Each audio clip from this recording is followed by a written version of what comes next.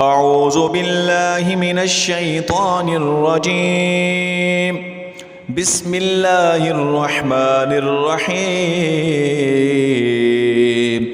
إذا وقعت الواقعة ليس لوقعتها كاذبة خافضة رافعة. إذا رجت الأرض رجا وبست الجبال بسا فكانت هباء منبثا وكنتم أزواجا ثلاثة فأصحاب الميمنة ما أصحاب الميمنة وأصحاب المشأمة ما أصحاب المشأمة والسابقون السابقون أولئك المقربون في جنات النعيم. ثلة من الأولين وقليل من الآخرين على سرر موضونة متكئين عليها متقابلين. يطوف عليهم ولدان مخلدون بأكواب وأباريق وكأس من معين لا يصدعون عنها ولا ينزفون وفاكهة مما يتخيرون ولحم طير مما يشتهون وحور عين كأمثال اللؤلؤ المكنون جزاء بما كانوا يعملون. لا يسمعون فيها لغوا ولا تأثيما إلا قيلا سلاما سلاما. وأصحاب اليمين ما أصحاب اليمين في سدر مخضود وطلح منضود وظل ممدود وماء مسكوب وفاكهة كثيرة لا مقطوعة ولا ممنوعة وفرش مرفوعة. إنا أنشأناهن إنشاء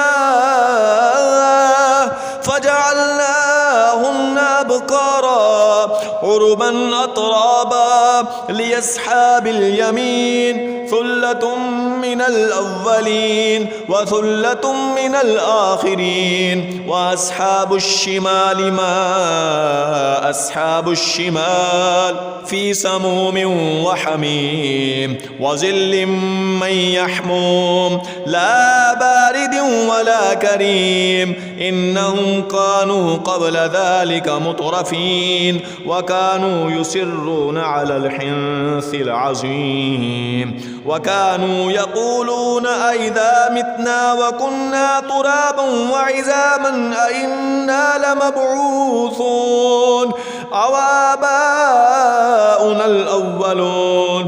قل إن الأولين والآخرين لمجموعون إلى ميقات يوم معلوم. ثم إنكم أيها الضالون المكذبون لآكلون من شجر من الزقوم فمالئون منها البطون فشاربون عليه من الحميم فشاربون شرب الهيم. هذا نزلهم يوم الدين.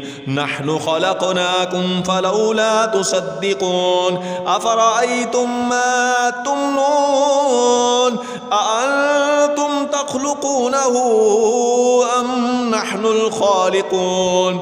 نحن قدرنا بينكم الموت وما نحن بمسبوقين على أن نبدل أمثالكم وننشئكم فيما لا تعلمون. ولقد علمتم النشأة الأولى فلولا تذكرون. أفرأيتم ما تحرثون أأنتم تزرعونه أم نحن الزارعون.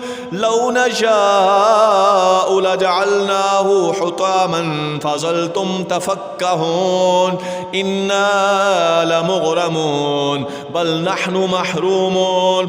أفرأيتم الماء الذي تشربون أأنتم أنزلتموه من المزل أم نحن المنزلون.